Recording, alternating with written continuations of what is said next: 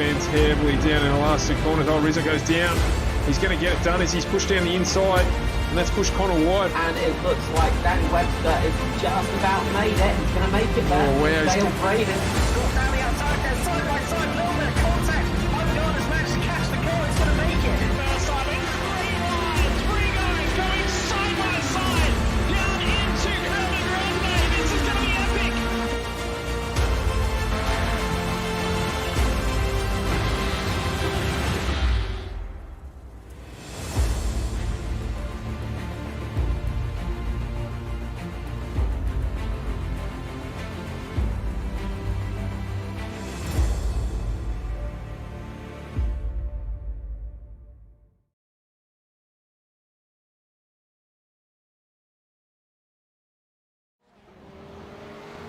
Welcome everyone to FGM eCast for your Tuesday night. We are back with the Aus Pro-Am Sim Series, and as the screen shows you, we are at LeMan, the place to go and spend a lot of time doing a lap, hoping you don't make a mistake. We've got extended qualifying tonight, so we've just jumped in and we do have qualifying going on in the background. And tonight, running the stream, it will be Scotty Rankin and Carl Withy. Good evening, gentlemen. Sorry, I've got a mouthful of Maltesers. What a time for my wife to walk up and offer me a little bit of, what would you call it, snacks for the show? Because I think we've got a show in store tonight. I mean, you have a look at the closeness of everybody over the last couple of weeks, how close together all the cars have been. Now let's take that down a track with a lot of straights, where there's going to be huge draft battles, there's going to be draft trains galore. And I get the feeling that Ross Rizzo might be able to sneak a race away tonight, boys. How do you feel about that one? Oh, look, Rizzo is definitely up with a chance. This circuit is a tricky one. It's all about corner exit. It's all about that speed, as you said. The Lamborghini, of course, is basically carrying a Fiat 500 on its passenger side at the moment with its extra weight penalty too. So that's not going to be helping it all in all, but that car is still quick in a straight line. Not the most successful at Le Mans. I mean, Lamborghini's never had much luck here, but will we see that change tonight? Mark Webber, another one of the people who's not had the greatest of luck. Yes, look, I mean, he's tasted the champagne at the end, but he's also had his fair share of defeats, as all us Aussies will want to forget, I'm sure.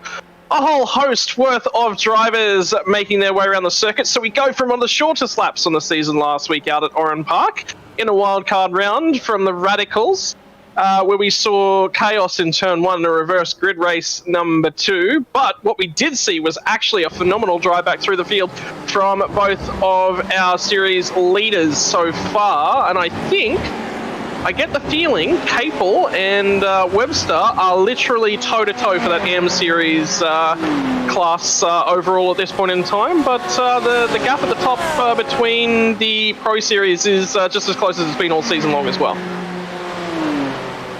Absolutely, it has, and in fact the Teams Championship nice and close as well. There's a battle between the Injectors Online Racing team and the father and son combo as well of Jack Boyd and Glenn Boyd. So there's a couple of things to fight for here tonight, that is for sure. The track was changed. We were supposed to be running at Detroit tonight, but the decided, and I think probably the better decision to move away from that with the number of cars we saw that can play havoc on those small street circuits. So decided to jump into from potentially one of the shortest tracks we run to the longest track now that we will run. Actually, we did end up running at Detroit, but that was Chicago Street Chicago, Circuit. sorry, my apologies, it was. Which is even shorter and even tighter, and effectively, if something goes wrong, the whole field's piling in because you don't have the opportunity to react. Series admins, I was actually literally talking to Sam about this last week when they made the decision, shortly after the conclusion of the Radicals race, and the decision was made. We actually didn't think that we'd still have 40 plus cars on the grid at this point in the season, but we do, week in and week out. Strength of the field, Carl. That is something that Aus Pro-Am Sim Series has in spades.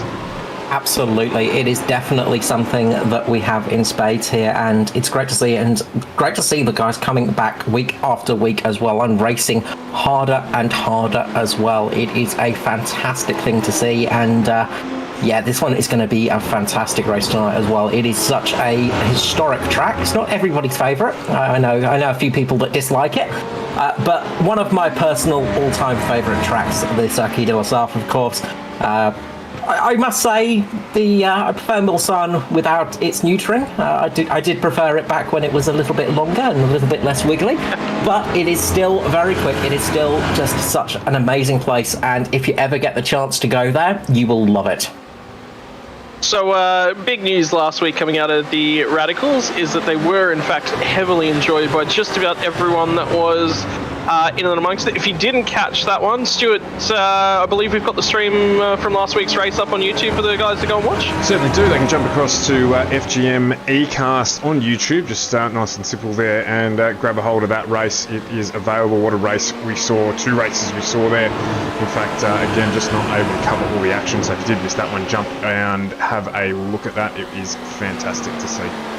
Which reminds me, Jeff Connell rule number 3 has been implemented this week, that if cars are aggressively fuel saving, Jeff Connell was one of, I think, 2 cars that was able to make the entire race without a fuel stop.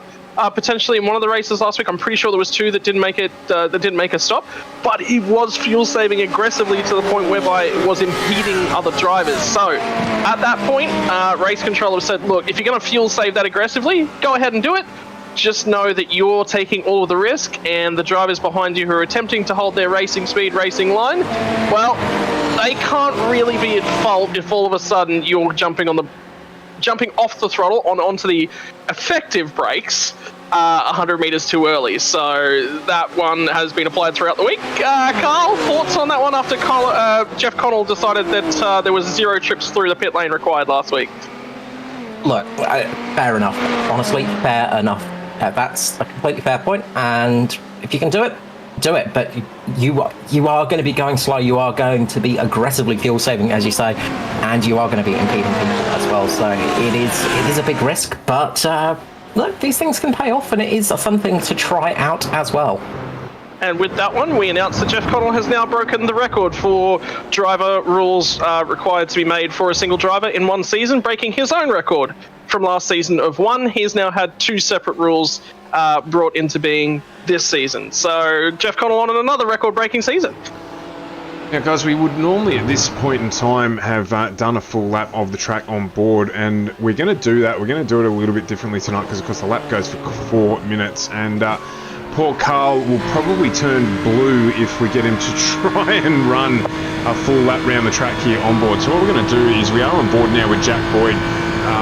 Carl, we might just talk about some of the important points of the track. We're coming up to one right now. He's just on his way down the first segment of the long straight. So what are we looking at here?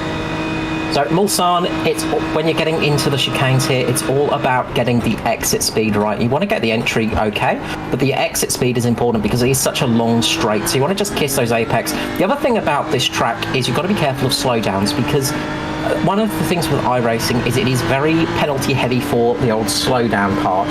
So if you do run a little bit wide, you will get yourself a slowdown, and that will absolutely affect you. Although you can sometimes sneak it into the next section and use it in the next set of corners. Coming up to this second set of corners here, this is the left-right. The first one's a right-left, this is a left-right.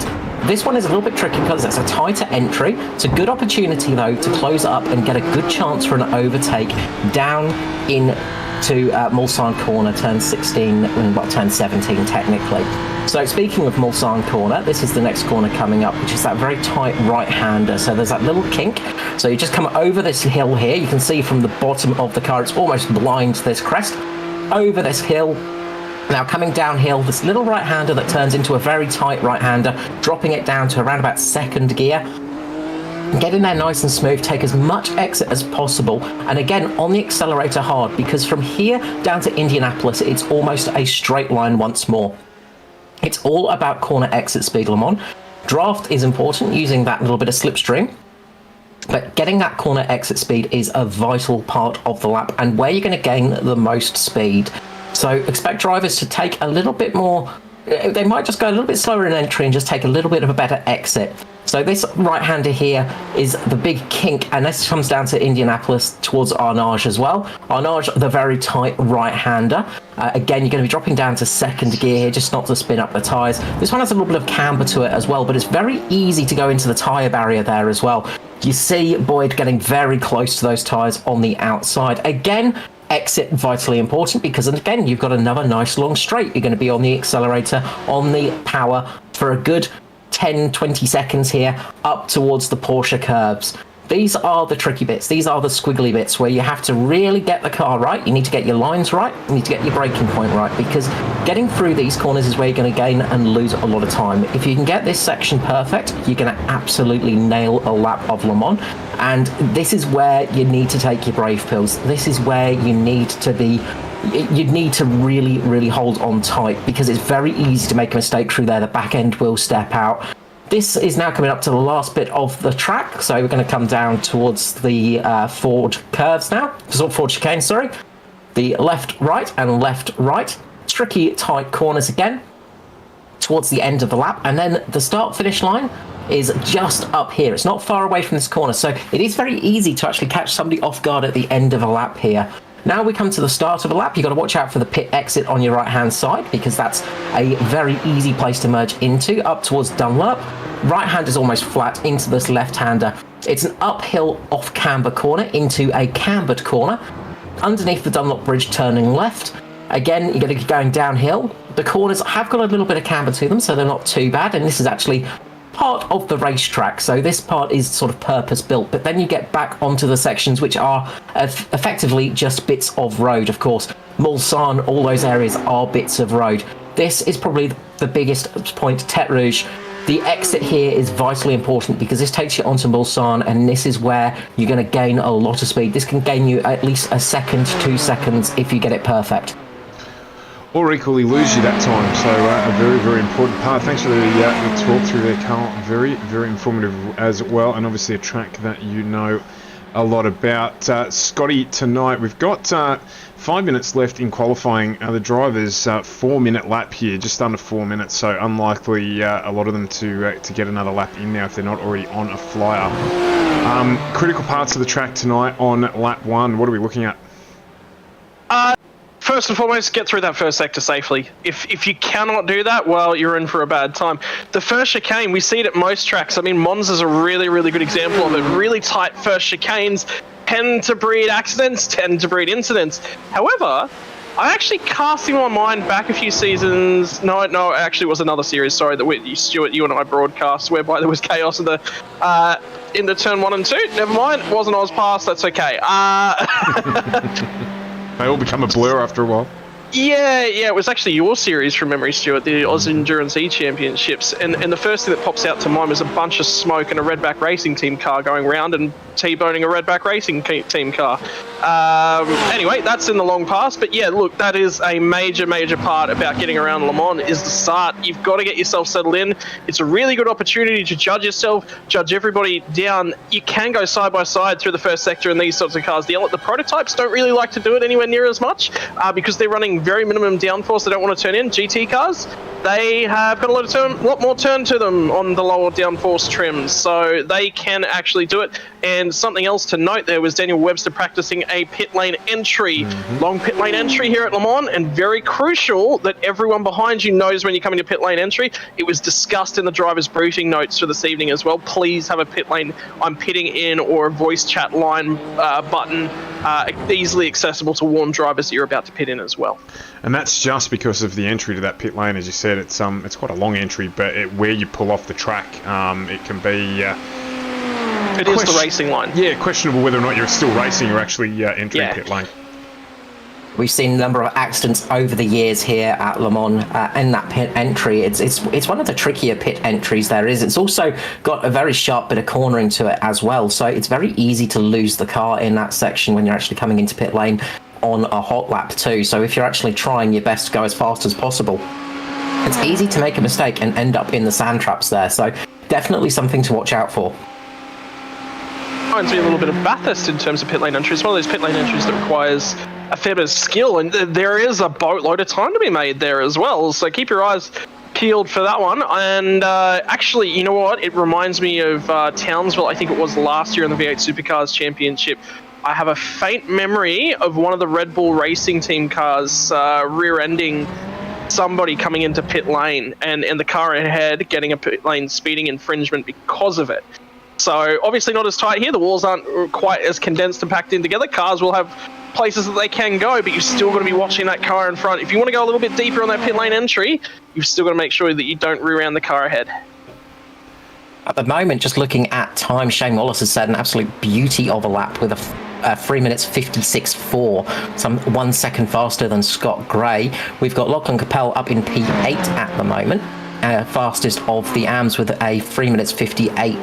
So Shane Wallace, we were just doing practice beforehand, and he was sort of nowhere in practice times. He was really struggling out there, but switched it on for qualifying for sure. And one driver that was definitely looking pretty good out there was Jack Boyd as well. So we keep an eye out for him in practice. In the race. He looked pretty decent in the practice session that we had just before the race. It was interesting watching the drivers' lines and getting to have a little bit of an experience on the track against these guys and getting to get humbled a little bit. Well, in terms of qualifying format, actually, Stuart, how much does that draft play into? Because Le Mans is just one of those tracks, and I didn't see Jack Boyd had any draft available to him tonight.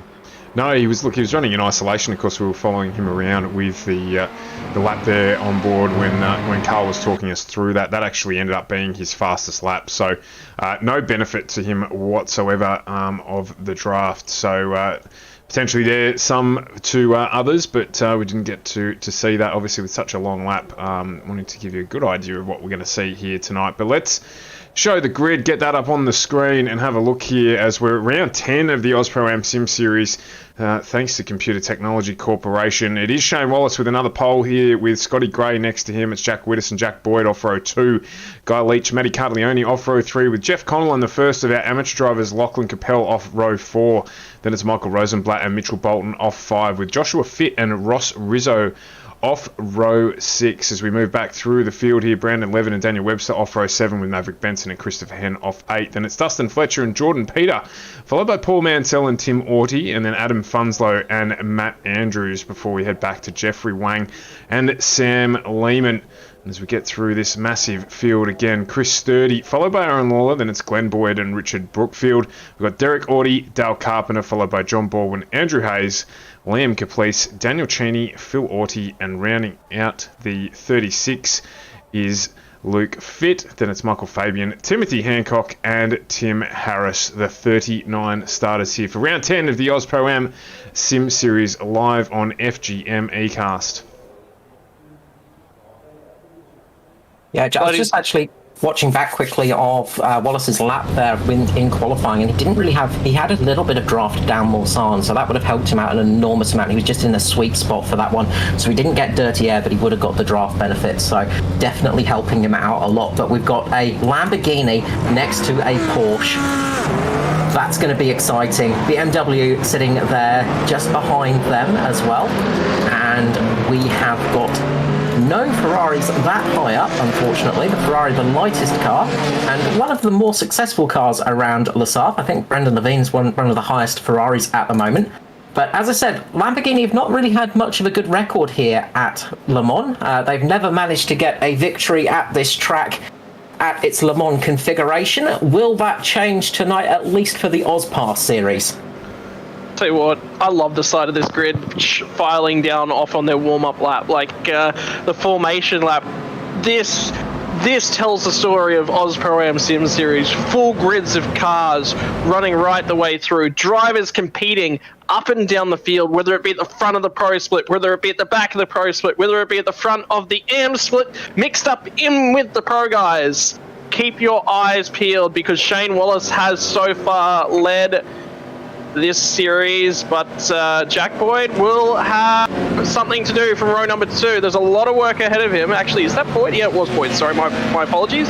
And I think it surprised me once again. We're talking about Lachlan Capel and how successful he was from running so high up in the AM split last week. Look where he is on the grid this time around, boys. Right up there, deep in the top 10 once again. That is a promotion coming his way very shortly, I can assure you. Very much so. One thing to watch out for here is coming through the Ford chicanes. So the start of this race, got to get through those Ford chicanes. Very tight little section, very twisty little section. That is going to make it a little bit harder for the start. So it's going to just make things a little bit trickier, I would say, as they just get through there. And you might see a few cars just possibly just having to ease off a little bit, and that's going to spread the field out a little bit for this start of the race. As the pace car pulls in, Wallace gets away, gets a big bit of wheel spin on the exit, and manages to get away clean. Will we see the whole field getting through clean? Looks like so far that is true. I'll tell you what, last week out, Wallace was sideways on the first lap in the Radical SR8s. It is going to be the car from row number 2 that manages to get ahead here, and Scott Gray gets filed back into third. That's the view for Wallace's windscreen. Nothing to look at as he gets through the first chicane for the first lap tonight. First race of 2, 20 minutes on the clock, 40 to come in the main event later on. Reverse top 15 as well to come your way. Jack Boyd has grabbed a spot as well. I'm wondering if that wasn't Scott Gray. But look at the advantage. Wallace stretches a clean pair of heels, and that is getting close very early on to running away from the draft range. Normally he likes to save a whole bunch of fuel. Well, he may not want to if he can get far enough away on this first lap. There's not much point in trying to save fuel here tonight for this first stint. You can only manage 2 laps at the most. You can't do any more than that. You can see Wallace trying to break the toe already. He's just weaving across the track left and right to try and break the toe. But you can't do more than 2 laps here. There's no point in trying to fuel save. The longest you can go is that 2 laps for this first stint. Because of the length of this track, as Wallace gets a slowdown penalty there, and that's given Gray the position. Wallace is just going to drop back here, so it looks like Wallace has had a issue there, so possibly a slowdown or a penalty for cutting a corner there, and that's going to drop him right back. I get the feeling that might have been right back at the start of the Mulsanne, coming onto the Mulsanne, and having a look back through the field and the track map as well, we've got a fair few cars that have something's happened to them towards the tail end. They came into pit lane. So drivers filing into pit lane on lap number 1. Now, there's a Jeff Connell rule against that, I believe. Unless that's been rescinded, so we'll have to have a look and we'll have to... So yeah, Wallace will have got that slowdown penalty entering Mulsanne, so just off of Tete Rouge. He just went a bit too far out, so he would have had that penalty, and he's had to serve that one. So that has handed Scotty Gray Jack Widdis, the lead of this race. So we've got a Porsche, we've got a BMW, and then we've got a Porsche. It is Wallace, the usual suspects at the front. Wallace just lost another spot. Is that Connell on his way through? I get the feeling it is as well. And all of a sudden, Jack Widdis says, I'm going to step out here. Wallace led the way, showed him what you've got to do in the draft, and everyone else starts to want to do it. Wallace is still side by side with Connell. He'll have to cede that position. Widdis's teammate back there now tagging onto the rear end of the 97, and it is Jack Boyd that's gotten on by Scott Gray. So it is Widdis from Boyd from Gray. And then P number 4, I'm not 100% sure who I spotted in the background there, so that one's changed hands as well. Yeah, Matty Carleone there. Wow, that is a huge run from Carleone. He's up 2 spots already.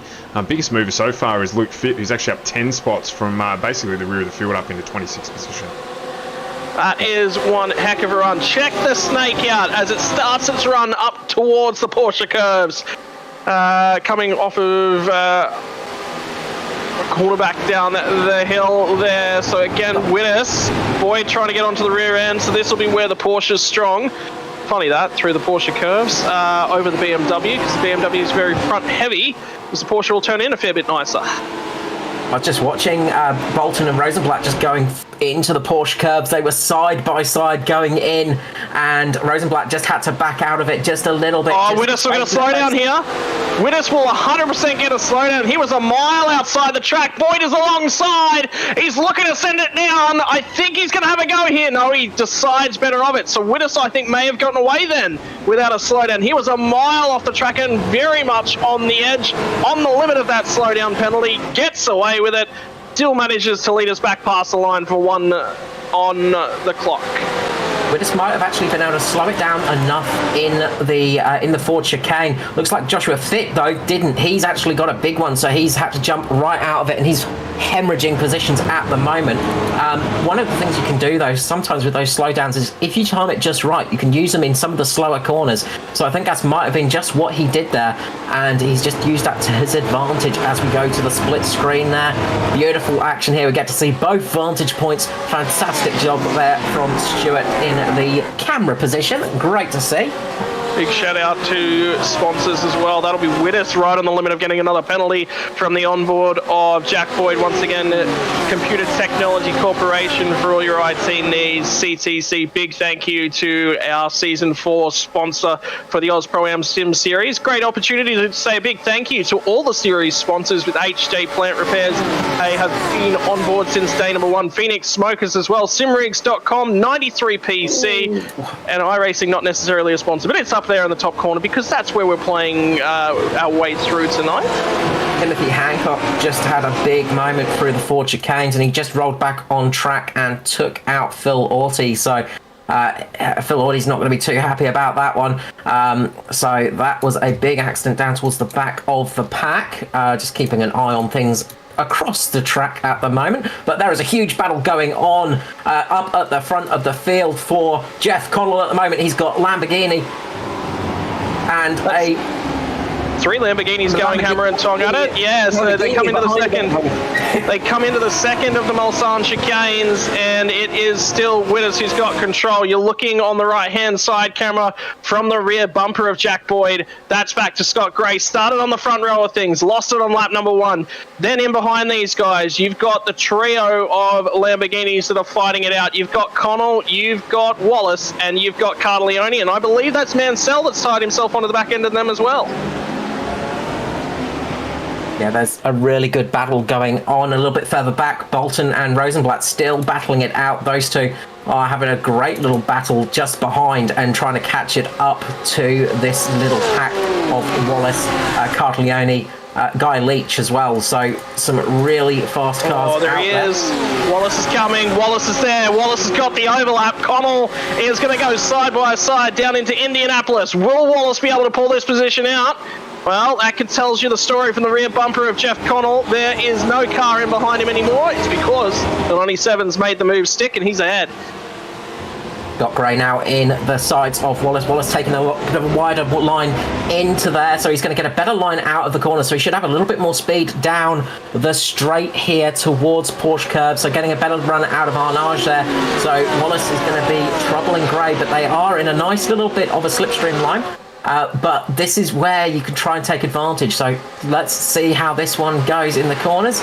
Will Wallace be able to make the move? He's going to try. Looks up the inside of the Porsche. Can't quite make it happen. He's going to sit there for a few moments. Meanwhile, Connell has got Cartaleone all over the back of him at the moment as well. So there are cars jostling for position all over the track at the moment. They are trying their best to put each other off. These guys will all be coming into pit lane now as well. So there's going to be a mass exodus of cars into pit lane. This could be the thing that decides this race now, as Connell, as they are all almost side by side as they came into pit lane. Not so much so. This is where mistakes can happen. This is where you can gain time. So you've got to be careful of that kink there. Very easy to go wide, very easy to loop the car. They all get in. They all manage to get there. Widders is the first one in. Who's going to be first out, though? Who's going to try and short fuel it a little bit? This could be very important. Of course, how is this going to affect the guys that pitted early? I think Christopher Henn is the top one of those drivers. Keep your we'll see eyes. how close he gets. Now, we spotted it with the naked eye last week that Shane Wallace was not utilising a pit lane speed limiter. He was taking the risk by not opting to use the pit limiters that come in the car. He was using the right foot as the pit lane speed limiter and the dash cam to show how fast he could go down pit lane. In the box, pole position, nets you the box furthest along. Now, if this was a safety car period, he'd have the prime position. Why? He'd lose the least time getting back up to speed. So it is going to be Widders that gets out first. And for the first time this season, Shane Wallace has lost positions in pit lane.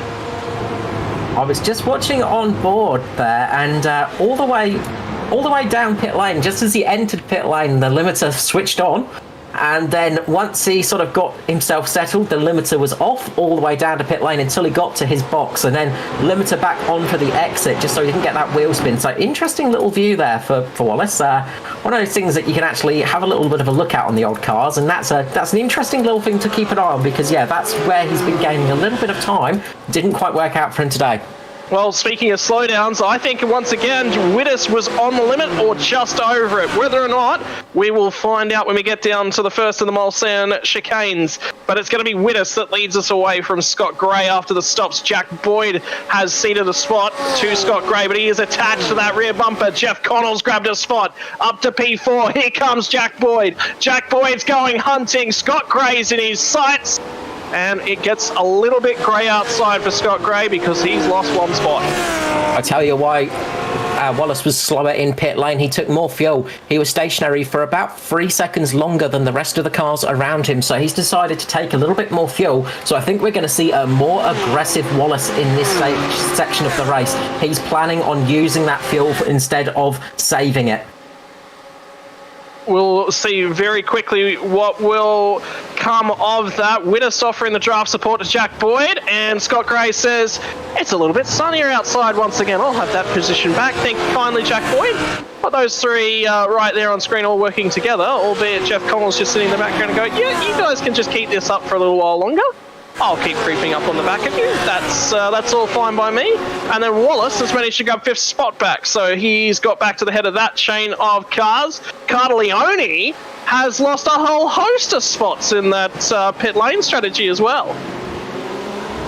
Yeah, Cardaleone was taking a lot of fuel on board as well. He took around about 4 seconds more fuel than the rest of the cars as well. So again, I think Cardaleone decided to take a little bit more fuel than the rest of the cars around him, so he can possibly push a little bit for this stint. So that's going to be interesting to see. Those guys taking more fuel, they're expecting to push a little bit harder, maybe use a little bit more fuel, while we may see the guys that were a little bit quicker in the stops, just having to save a little bit as they go. It's one of the tracks where you can save a little bit of fuel, obviously. You can sort of roll off the accelerator a little bit, and fuel saving is a huge part of endurance racing, especially here at Le Mans. The less pit stops you can do, the more chances you've got of winning the race. But this being a single stop race, at least for this sprint version, it's just going to be about saving a little extra second or two in pit lane. And crucially, the reason why that car of Dustin Fletcher's on your screen, that is your amateur class leader.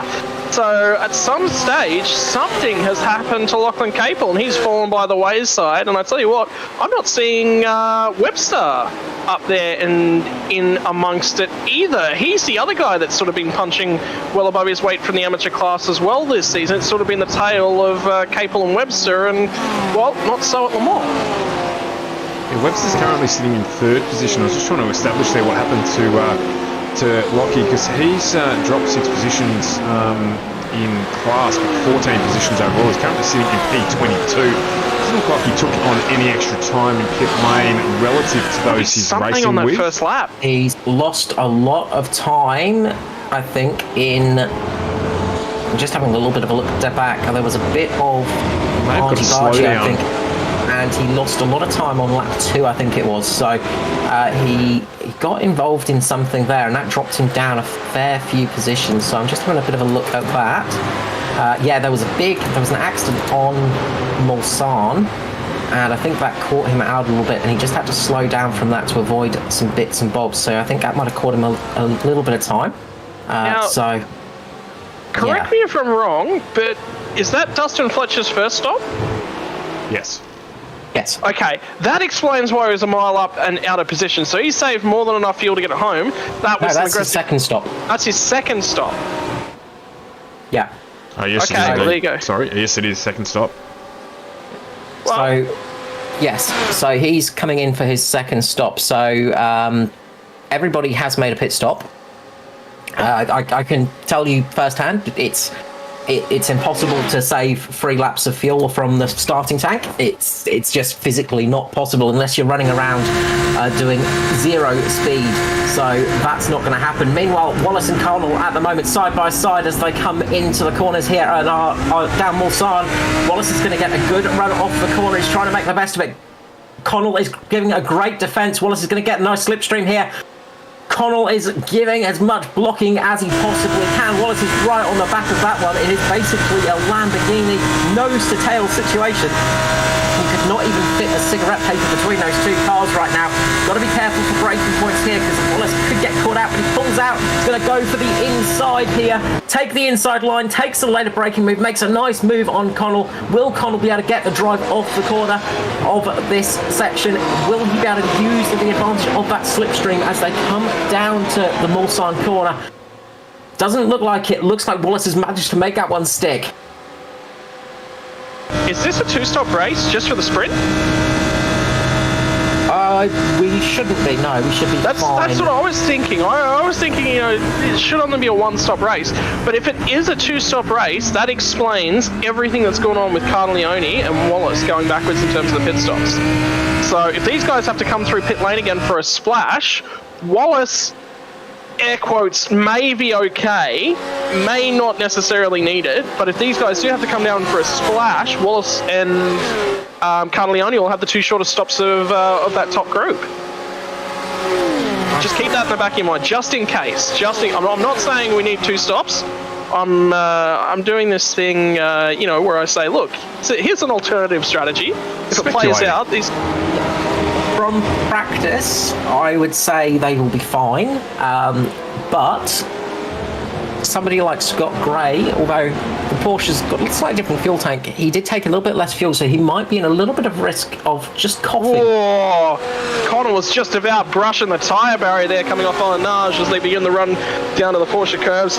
Not quite able to stick to the rear bumper of Shane Wallace, and that Wallace Lamborghini is on a charge. Scott Gray, beware. There is a wild thing coming in behind you. Here comes a dive bomb into the Porsche curves. Scott Gray says, you know, I don't think I'm going to fight that one, and just lets that one happen. Look, a bit of a mad move on a mad cow there, and it actually stuck well, so great little move there. This is what we want to see, and look, Wallace is desperate to get that Lamborghini up there, desperate to try and get a win here at Le Mans. Side by side through the entry to the Porsche curves. That's the old blue wall there, and if you haven't driven at Le Mans, then you won't know what that is, but that is probably one of the most risky spots on the course. High speed. Wallace making a move on Boyd. Wallace is making a move on Boyd up there to the front. He's going to do it up into the first corner. He's got a nice line there. Boyd's just going to have to go a little bit wide. Will he be able to brake a little bit later? Will he be able to make a move as Jeff Connell makes a bit of a dive bomb? Can he make a position up behind on Scott Gray? Looks like Connell's going to try and make the move. He doesn't quite make it stick. Does Shane Wallace? Yes, he does. Shane Wallace manages to get past Boyd there through the first set of corners, through the Dunlop curves, and Shane Wallace is up to second. Yep, move, done, job, done as it is. Carleone off the track. Huge moment for Carleone. That was really odd. So I just jumped on the replay there. We've got Ross Rizzo as well. He went off track just in front of Matty Carleone. So just on your right-hand side there, you can see he's had a huge spin through, I think that's forward, is it? And I'm just wondering if when he's come back... No, that's the first chicane. It's the first chicane. First corner. That's at Dunlop. So yeah, he was just running behind Rosenblatt, and I think Rosenblatt might have made a bit of a mistake, or Carleone made a little bit of a mistake, and then all of a sudden he was just beside Jordan Peter, and it just veered off. It was just that was a strange one, and then was flying back on the track. Very lucky not to take more people out, and yeah, that could have been a huge accident there. So not sure what happened to Carleone there. Meanwhile, up the front, Widders has got Wallace all over the back of him at the moment. Widders is defending like anything in that Porsche. We are getting close to the end of the race, but Widders is defending it the best he can. And you can see there, Jack Boyd is also trying his best to make a move too. This is fantastic stuff. Just a little bit further back. Now, correct me if I'm wrong. Rosenblatt's still racing. When they crossed the start-finish time last time by, I think there was enough time left on the board for 2 laps to go. So we've probably got about a lap and a half left in this motor race, even though that clock is ticking ever closer to 19 minutes. You know what? It might be white flag. It might be one more to go after this. We'll find out when we get back to the line. And I think the behaviour of Jack Wittes on the track might tell the story. If he's defending for all his money, it might just be all she wrote. He's just got to get to the end of this long straight down here. The run down to Indianapolis. It'll be the right-hander, the left-hand sweeping corner, through Arnage, through the Porsche curves, through the Ford and Chevrolet chicanes, and then on the run to home to seal race number 1 so far this evening for him, potentially. And you know what? The clock is going to expire before he gets there. On the run down to Arnage, so it's going to be Jack Wittes, who led a lot of the laps early on, assumed the lead of the race when Shane Wallace got a slowdown penalty coming through Tetra Rouge on lap 1 of the 20-minute sprint. Now Wallace has had to surge late to try and come back at him. Jack Boyd has gone with Wittes. He's fuel saved all he can, but that meant he was compromised in a straight line. Now Wittes has got it. The run through here, the flick right, back to the left as he gets the car settled through the Porsche curves. There's the blue wall of death there again on the right. Get too close to that, that'll ruin your day in a heartbeat. Back to the right now. Settles the car down. There's only a couple corners left to run. Flicking a little bit of grass up in the background was Shane Wallace. This'll do it. I think Jack Wittes has got this one. Will we see Wallace make a dive bomb down the inside? He's thinking about it. Boyd thinks about it as well. Boyd just covering him off. Wittes is going to be in front here. He's just got a couple more corners to go. You can see how close Wallace is getting. Boyd all over the back of him. They're going to come across the line.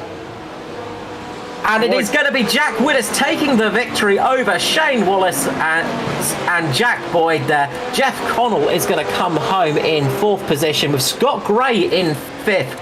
Mitchell Bolton 6th, 7th for Michael Rosenblatt, Paul Mansell in 8th, 9th for Christopher Henn. Good job for him. He was one of the early stoppers, made that one work. And Matty Cardioni in 10th position, despite that rather strange off.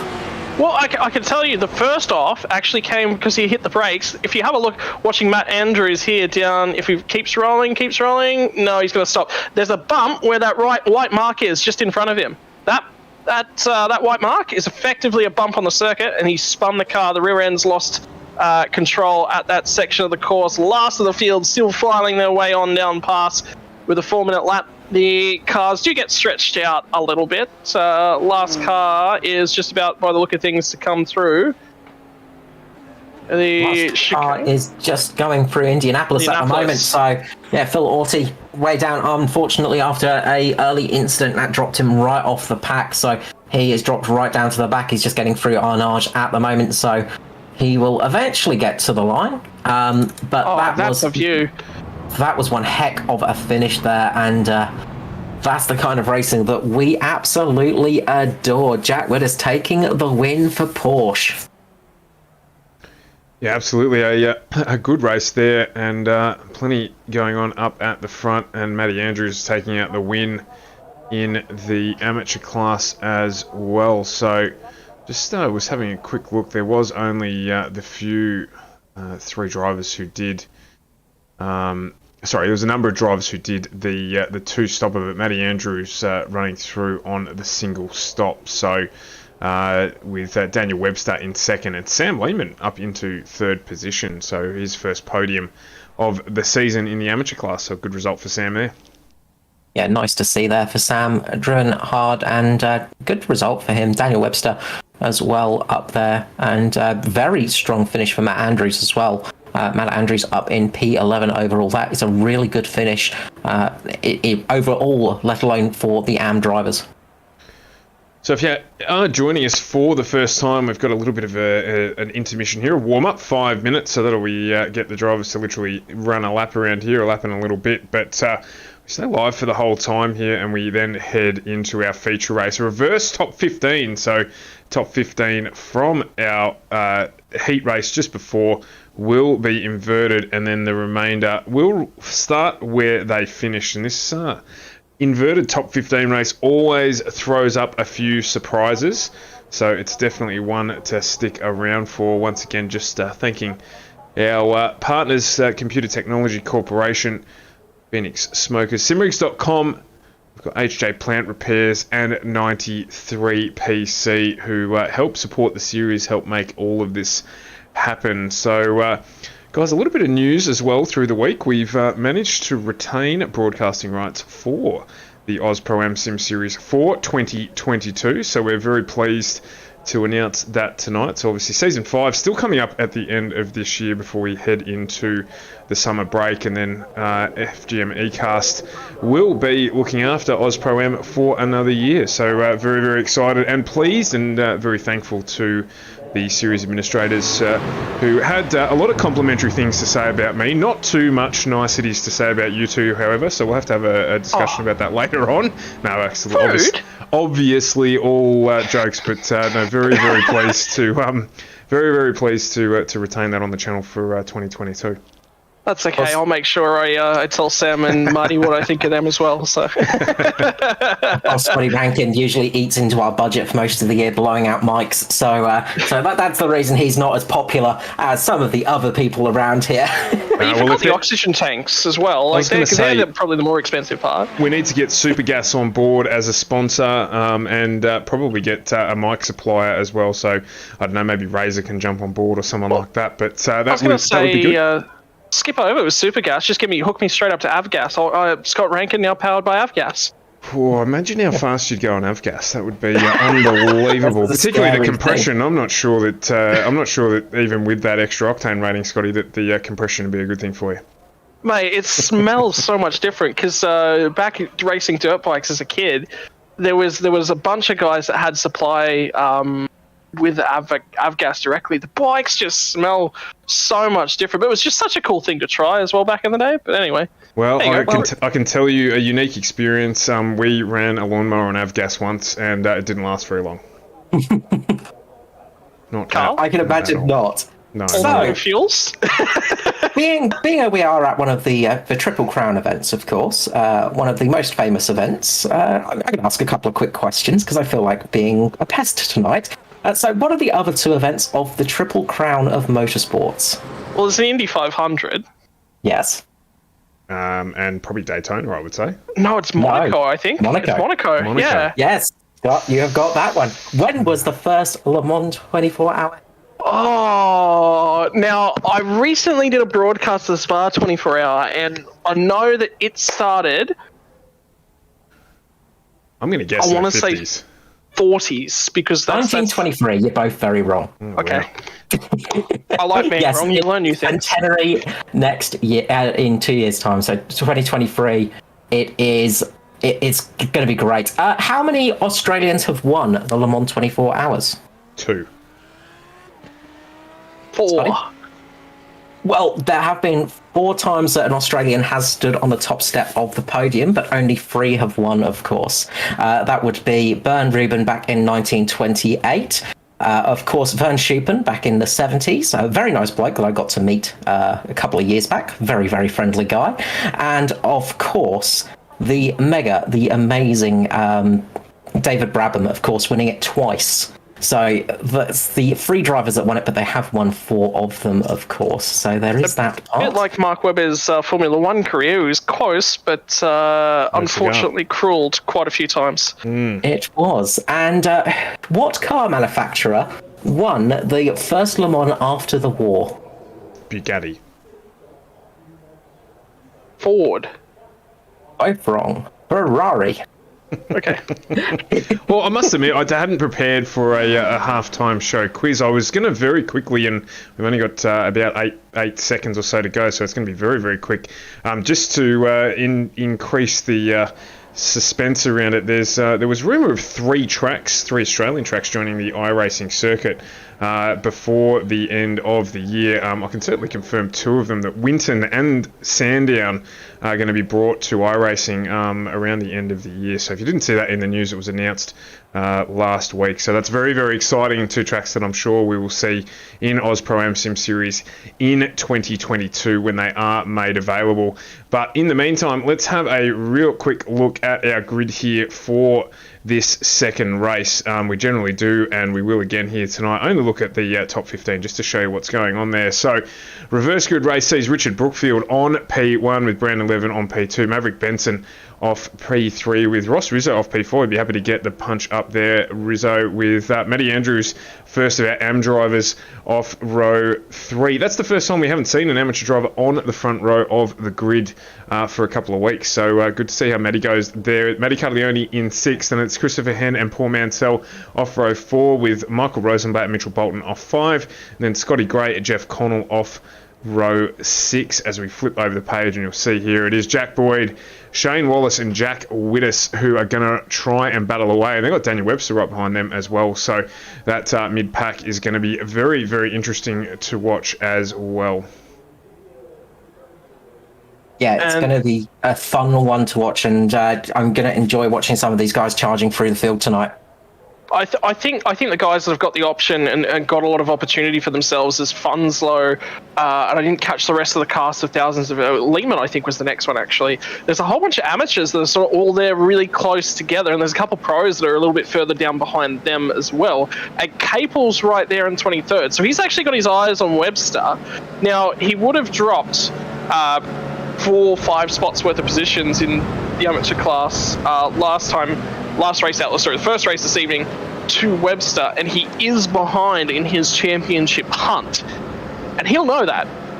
Now, we talked at length last week, he's a 16-year-old. What I want to see from him, he's as cool as a cucumber. You can sit there and be like, okay, your race scenario is this, you've got to do this. A guy would just be like, okay, cool, sounds like fun, let's go do it. He's legitimately that, and he'll know what his targets are. He's just got to go out and get them. Just got to point out here quickly, guys, there's a huge gulf in the field. It's just starting to close up now. Starting to make see if that ended up addressing itself, but there was a really huge gap developing. You still sort of see it on the as we're on board the blimp here. And again, just breaking away there a little bit with the top 6 in formation, but the rest of their drivers just dropping back a little way to go yet. But the series admin want that to close up certainly before the race starts. It can be tricky getting everybody starting at the same time and getting everybody in a line. Obviously, on a track like this, as well as if somebody's a little bit slow off the marks or just is napping, it can make a mistake as the cars come through the forward chicanes for the first time of this feature race. It's going to be Richard Brookfield leading away Brendan Levine. We've got Lamborghini versus Ferrari versus Porsche at the front. Levine gets a great start, manages to get away. We've got a Ferrari in the lead here at Le Mans for the AUSPASS race. A few drivers jumping into pit lane. We've got 7 or 8 drivers, in fact, jumping into pit lane on it that first time around, so that's going to gap the field a little bit there. But it is Brendan Levin taking the lead of this race. Gentlemen, I'll let you take over. Yeah, that's it. Levin's got a great start from underneath him, and unfortunately that Porsche has dropped like a sack of stones through the field. So sorry, Scotty, I'm just hearing over the radio chat, I think Levin might have got a black flag for that one because he passed before the start line, so I think there might have been an issue there, and he's got his car out in the blue stuff as well, coming out of Tetra Rouge in the background. But that wasn't Carlione, was it? It was indeed. And that'll be a slowdown for sure. That's why you see him. Okay, so how Tetra Rouge works, for those of you who are not accustomed to Le Mans and its layouts, is get onto the blue stuff, that's okay. Get all 4 wheels onto the blue stuff and off of the yellow striping, that's a penalty. And that's why Carlione has thrown away a potentially strong start here. Just gets really wide, and on cold tyres, it's so easy to do. Oh my word, look at them. They are 3 wide coming down the first of the Mulsanne chicanes, and Carlione looked like he made contact there. Was that the 97? What? Yeah, it was the 97. So that is Wallace that's got a shot to the rear. Jack Wittes is there. Boyd is in behind these guys. So Boyd has lost a spot to Jack Wittes. Jack Wittes loses it back now to Jack Boyd. And Daniel Webster gets himself involved in that. And I think Wittes has now got a slow down penalty and dropping like a rock. Yeah, easy mistakes to have happen, unfortunately, and it's never fun when these things happen. Meanwhile, up the front, we have had a change of position. We have got Ross Rizzo in the lead of this race. So Rizzo has managed to get a lead, and these 3 cars have got a nice little bit of a gap ahead of them to Rosenblatt and to Rosenblatt. So they've managed to pull out a nice little gap here. So they've got a little bit of breathing space as they come to it, as we see Levin just trying to make a move into Porsche curves. He makes as he tries to make a move off of Arnage, and off of Mulsanne, sorry, and he does get it done. So that was Mulsanne corner there, not Arnage. Yeah. We're a couple of corners away from heading down in there, Carl, but the race is, well, you say settling down, it's not settling down whatsoever. Around the outside, Ross Rizzo has got a huge margin back to a lot more of the pro drivers. He is absolutely gunning at the Ferrari, just does not have the legs of this Lamborghini carrying a Fiat 500 in its passenger side. As Carl Withy said earlier on in the piece, and Ross Rizzo rises to the top. Richard Brookfield looking strong as well. He's trying to get past Levin at the moment, just can't quite make it done. But Rizzo is absolutely flying out there, getting some really good exit speed, and that little bit of extra weight might just be on the rear side of it, just helping with the traction of that car at the moment, so it might not be a bad thing. Now, have we heard any updates about Brandon Levine's penalty for that start procedure infringement? I haven't heard any more. I couldn't quite hear what was going on. I did just hear black flag. That's all I heard. So we'll find out at the end of this lap, I'm sure. If he comes into pit lane and is stationary for a bit of time, or has to drive through, then we know what's happened there. So we'll keep a bit of an eye on that one. Well, it'll be a 40-second stop and hold, so my mind says he might just stay in here. Oh, there's a huge accident. There is a huge accident in the Porsche curves.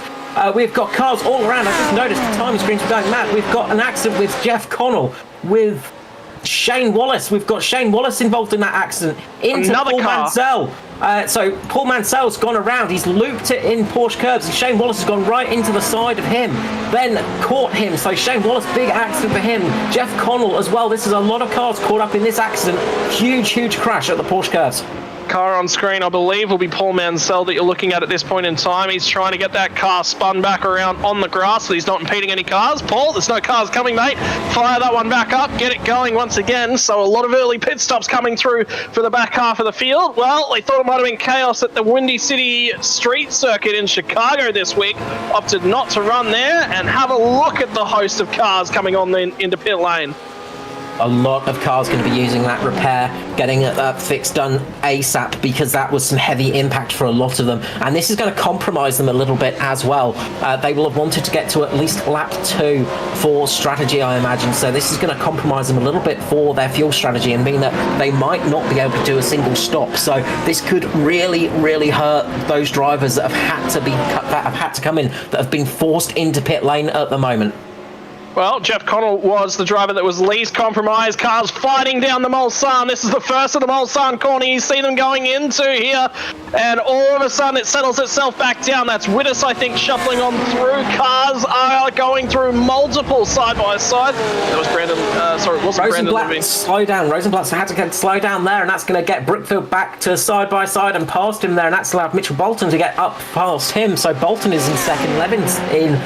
Levin's second, Brookfield third, and Rizzo is still in the lead. Those two are still fighting up the front, though. That Ferrari is wanting to get the lead of this race as they're coming down to the second corner. He makes a little bit of a look, doesn't make the move this time round. He's going to think about it going down to Mulsanne corner, thinking about it in turn 17 maybe, or possibly towards Indianapolis. So he's starting to shape up and move on Rizzo, putting the pressure on at the moment. But the big question is, does Levin have that penalty to come?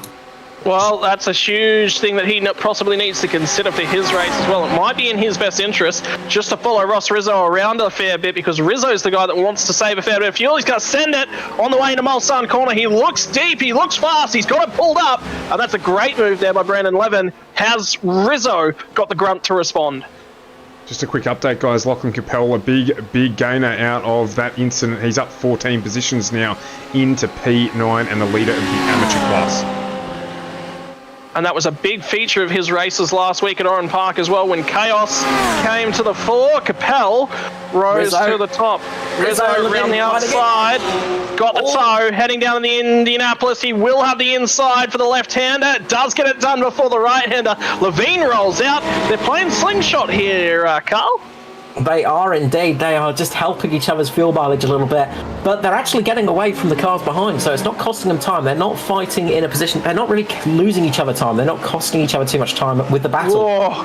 Connell deep into Mulsanne corner there as well at the back end of the straight. That's one of the Injectors Online cars. Get the number as it goes on past. No, we won't get the number as it goes on past. Don't worry about that. It's Benson, Maverick Benson it is, I believe.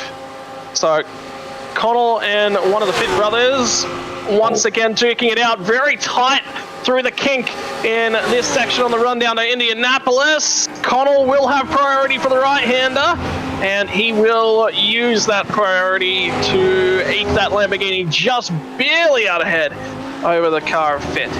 So watch the cars come into pit lane again.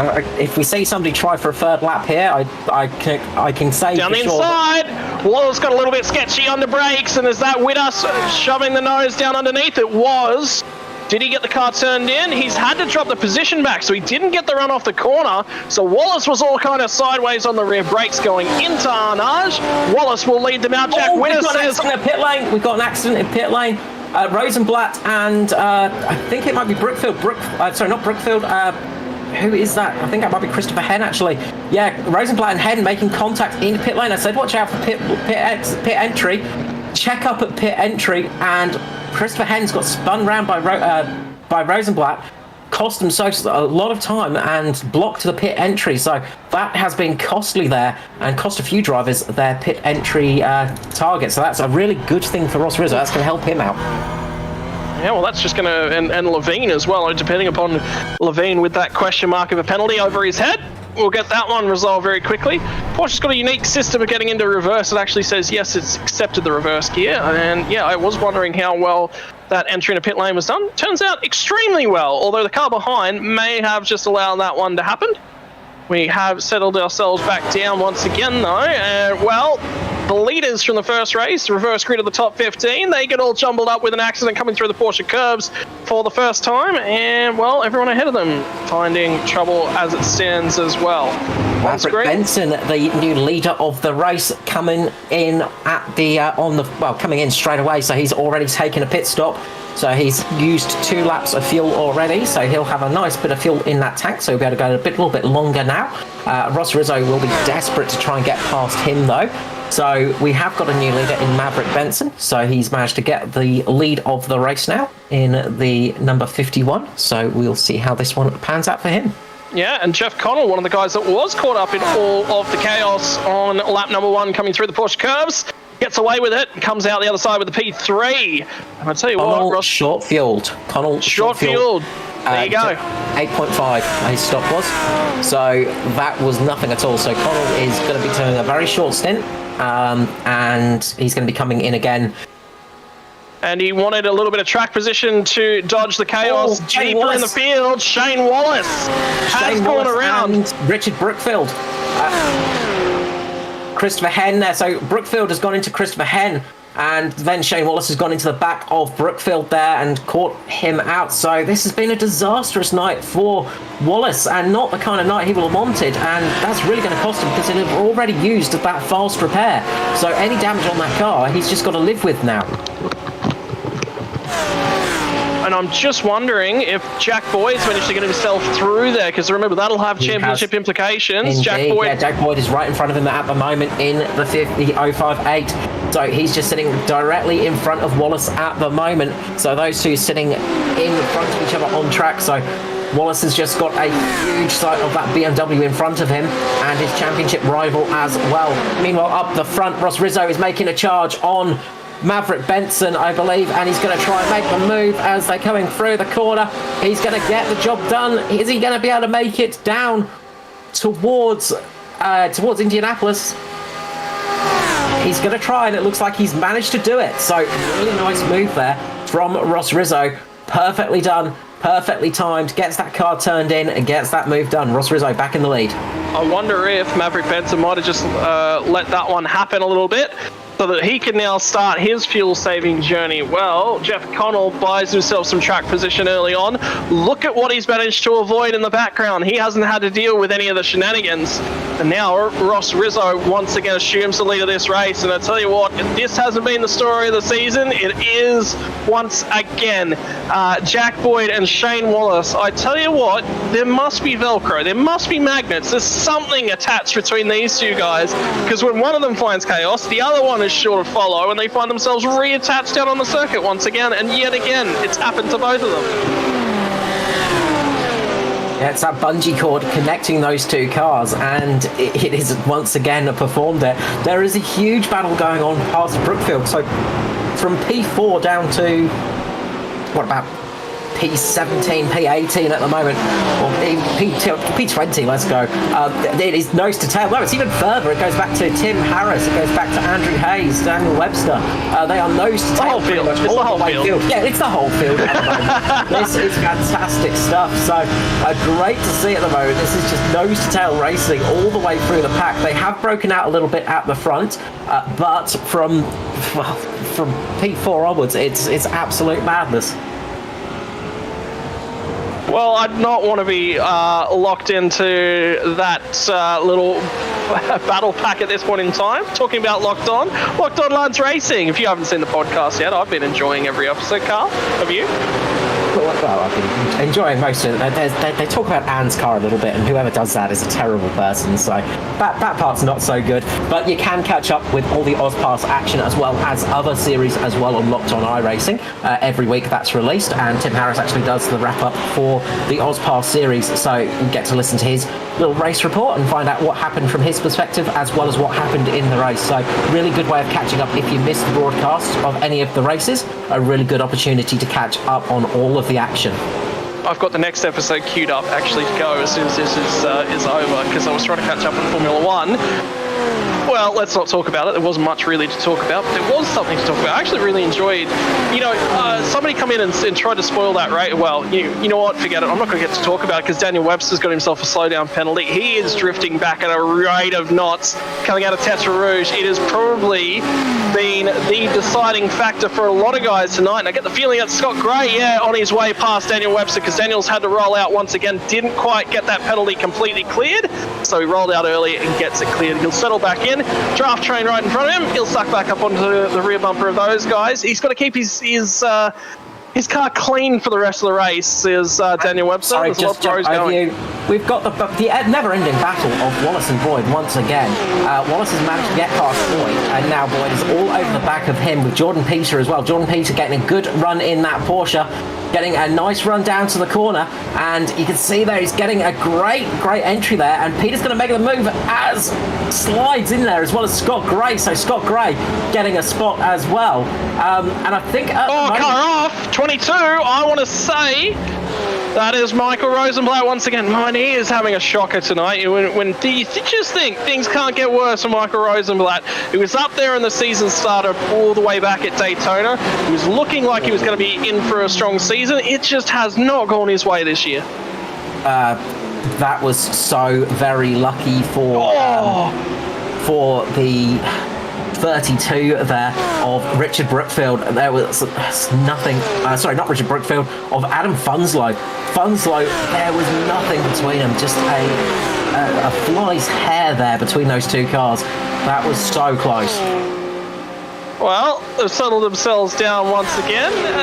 No, they haven't, because it's LeMan, and we're about to go 3 wide on the run down to Indianapolis. Cut out on the left-hand side of the road. That's not really the road. We're getting off track there where that AstroTurf is. Jordan Peter manages to punch it through ahead. Scott Gray's going to follow him through, and Andrew Hayes gets relegated 2 positions further back. We've got some great racing going on, and it's just as feverish at the front at the moment. Maverick Benson just sitting on the tail of Ross Rizzo. Meanwhile, Jeff Connell is trying his best to catch up with Joshua Fitz. So those two are absolutely flying, catching up to the 2 Lamborghinis. And as you said, Maverick Benson is fuel saving. He's just using this to his advantage, just using that nice big hole in the air to give him some extra aero, some less drag effectively. And he's really using it to his advantage, and it's working out perfectly for him, but he is just sitting on Rizzo's tail. Here comes Connell. Connell is, you said it early on, he is short on fuel. He's short-fueled that car. He's had to come to pit lane early, and that means more than likely this is Jeff Connell without a draft partner. And guess what? That means he is just going to disappear out the rearview mirror. He's going to come out around about with possibly Liam Caplice, Paul Mansell, Christopher Henn, maybe Tim Orty and Timothy Hancock. So he should have a couple of drivers around him. He might actually have a couple of drivers around him that can give him a little bit of a hand. So we'll see how that one goes. Shane Wallace in pit lane as well as Timothy Harris. Yeah, well, Wallace said, I'm getting sick of running in this queue. Gonna file on down through the pit lane on board in front of you, the 46 machine, I believe. Guy Leach from the Injectors Online. We've got 4 cars with the Injectors Online liveries. So there's Maverick Benson, there's Shane Wallace, Guy Leach, and the other one, Carl's just gone off the top of my head, but I know there is 4 cars out there. All Mansell. So, yeah, we a lot of cars with the same livery, and it can make it a little bit tricky when you're spotting from a distance or sort of glancing at secondary monitors, things like that, and you haven't got all your details up on the screen. He's just looking out. Brendan Levine, he's dropped down to 23rd position, so he's dropped right down at the moment, so he is sort of in no man's land, unfortunately, from that good start, but I think indeed he did have some kind of penalty that he had to serve, so that kind of ended his race. Connell is out in 30th position, just behind Paul Mansell, so let's see how close that one is. Slow down penalties, Paul Mansell. Yeah, so he's got Christopher Henn right behind him now. So Jeff Connell is catching up to Liam Caplice as well. So there are a lot of cars. Contact there between the 2 cars. Connell and Christopher Henn just touching doors there. That's not what you want, but they managed to make it work. Wow, you'd think in a braking zone, Lamborghini, Porsche, you'd be firing both of those things off into the barriers. Neither has happened. Both of those guys managed to drive off, continue on to the sunset. Car around in the background there, 2 cars around. Michael Rosenblatt's series of trouble continues. And Chris unfortunate. Well, so Chris Sturdy. Yeah, so Sturdy as well. So unfortunate for him. Just got in there. Oh, actually, Rosenblatt just got taken. He had somebody going to the back of him. So it looks like, just going back, it looks like it might have been Andrew Hayes going into the back of him, just in the braking zone in that Ferrari. Just braked a little bit later than the Porsche and went straight into the back of him, and that caused that incident. Yeah, look, that's one that we've already seen before, and I'm pretty sure Michael Rosenblatt doesn't want to see that one again. But there was another incident that has happened to Michael Rosenblatt. There it is. Car fight in the background, and Rosenblatt has just fired in the back of Chris Sturdy. And I'll tell you what, your heart goes out to Rosenblatt because he's been in some great positions. And I don't think, anytime he's been in a great position, I think it's ended much the same as this. Anytime he's been in an average position, it's actually not gone too bad for him. Often the way, it's strange how that works. Just looking throughout the field, so Jeff Connell up into 27th position at the moment. We've got Shane Wallace 33rd, Timothy Harris in the amateur class is just behind him. Car around, Jeff Connell's had to take avoiding action, has managed to do so, but a Porsche has been collected. And that is a car going backwards in a hurry, and that is Audi once again. Oh man, look, when you focus bad luck onto a couple of guys, it has pretty much been the way the season's gone. Bulk of the field's gone, yeah, you know what, this is actually quite good, and all of a sudden, a couple cars just not having a great run. Oh, it's a lazy slow spin with a Porsche, isn't it? Luke Fitt. Luke Fitt? Yeah, so Luke Fitt that was. Big accident there, and that's taken the whole front cover off that Porsche as well. So he had a big moment, of course, and got collected there as well. So that's not what you want to have happen, and not a nice incident there. Not the corner where you want an incident either. So there was a Lamborghini involved in that as well. In Liam Caplice, I think it was. So Caplice as well has got caught up in that one. He took avoiding action, went off, and actually went off into the wall. So it wasn't as heavy for him, but he did have to take avoiding action over the grass. And Maverick Benson, I was getting the feeling he may have had to come into the pit lane on that last lap. He has managed to stretch it another lap, but look at the margin now to Ross Rizzo that has continued to grow, and when the competition has fallen by the wayside, Ross Rizzo has stood up to be counted because, well, at some point throughout the series, the competition is going to have an otherwise disastrous night, and Ross Rizzo says, look, you guys want to do that? I'll be over here, thanks. I am just going to happily plug away at it and keep it going and just be consistent. He's been there the whole season, though, to be perfectly honest and fair to Ross Rizzo. Like, it's been coming. It hasn't been too far away, and I believe he won one of the races last week at Oran Park as well.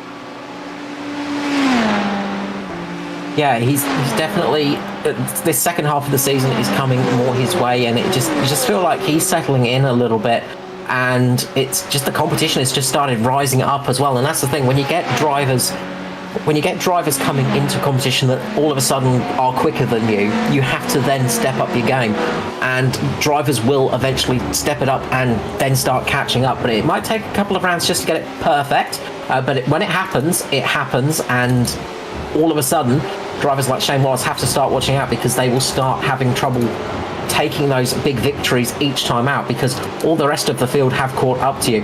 It's harder to sometimes when you're quick, it's harder to get just that little bit quicker, but when you're a little bit slower, you can watch the guys that are quicker than you and just catch up to their ideas and start finding little ways to go faster and catch up to them. So that's sort of what's sort of happening now towards the end of the season. But you know that Wallace will still be charging through the field, as well as Boyd as well. Boyd is having a great run at the moment. He is in 10th position. So he's having a good run championship-wise. This is what he needs. So he'll be pretty happy about that. Did Wallace pit the last time by? Because something's happened to Shane Wallace. Wallace has taken his second stop, okay, yes. There we go. So he stopped 1.5 laps ago. So he came in after another little incident as well. So he had to get some repairs done too, remember. As